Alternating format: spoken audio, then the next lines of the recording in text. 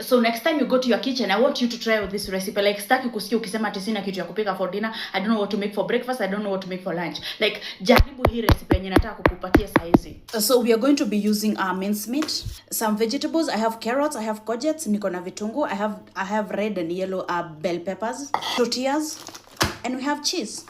Kwa pan naika mafuta, my minced meat, a pinch of salt, and then inaacha hii nyama yangu ivaive. After nyama yangu imeiva, nitaweka vitungu, ni mix. Then nitaacha hii kitungu yangu ivaive.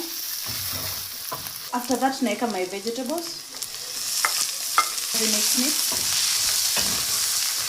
Take 1 chili royco cube, 1 royco cube. Niendelee kumix. Nitaweka half cup of water ndo niache hizi vegetables zangu ziive. So at this point ziko sawa. Utazitoa. Utachukua kaunga kachapo ukaeke maji.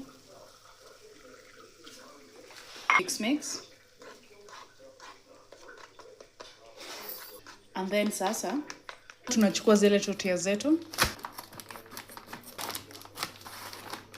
Tunaweka ile nini yetu yenye tumepika. Unaweka cheese, but kama hauna cheese sio lazima utumie. And then ile mix yenye tumepika ya unga, hii itatumika kama super glue.